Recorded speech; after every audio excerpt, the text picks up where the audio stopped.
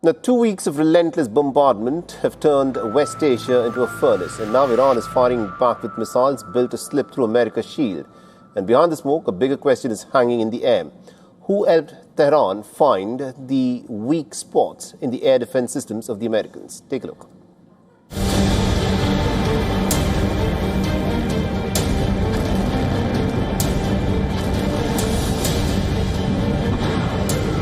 For almost 2 weeks, U.S. bombers have hit Iran night after night.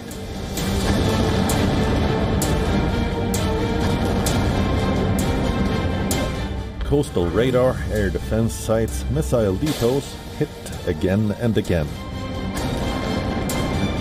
Iran took the blows and Iran hit back hard and increasingly accurately. Captured on video last week, the strike was one of several targeting Jordan's Mutawwaf Salti airbase, demonstrating the persistent threat posed by Iran's ballistic missiles. One attack killed 3 U.S. soldiers, despite Donald Trump's claim that Iran's military has been totally destroyed, and Secretary of War Pete Hegseth's assertion that its missile program is functionally destroyed. Tehran retains enough missiles to threaten U.S. forces and their Gulf allies after 5 months of intermittent U.S. and Israeli strikes.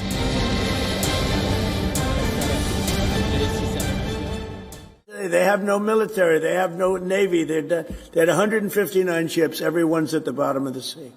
They had 212 airplanes. Everyone is gone.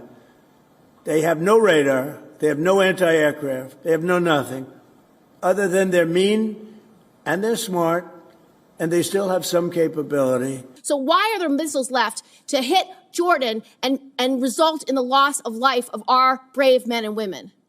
As we stated from the beginning, the Iranian defense industrial base is effectively gone, but they do have underground facilities because they're the world's leading state sponsor of terrorism, and they've spent 47 years trying to hide their missiles under mountains, just like their nuclear capabilities. Tehran has rebuilt more than half of its pre-war missile stockpile using underground missile city facilities built to survive exactly this kind of war. But the real shift isn't numbers, it's design.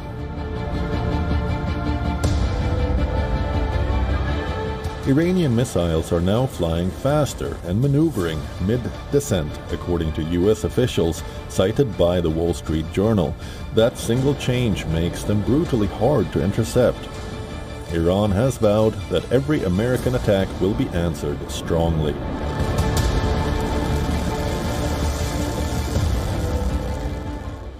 Then comes the question nobody in Washington wants answered publicly.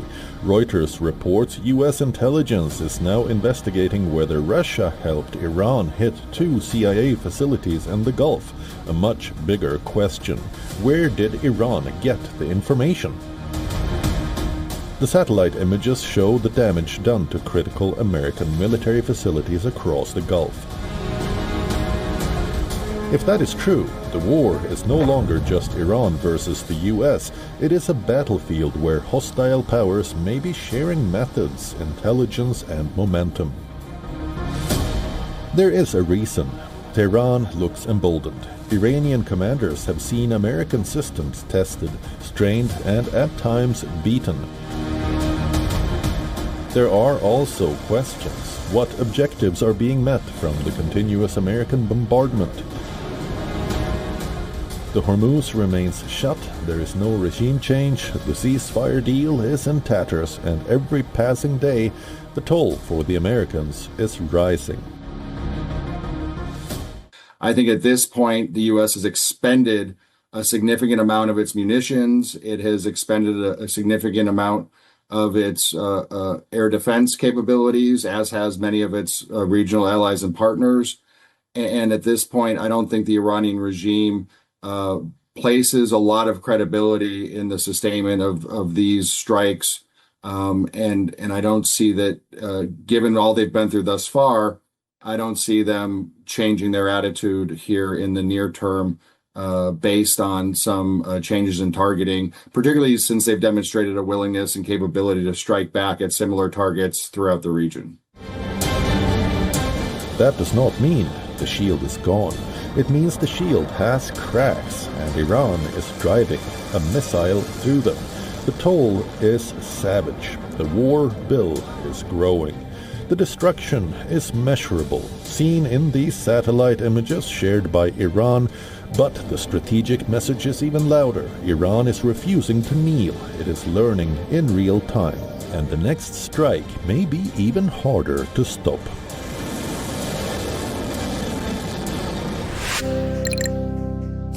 آنچه در مورد ما میگویند.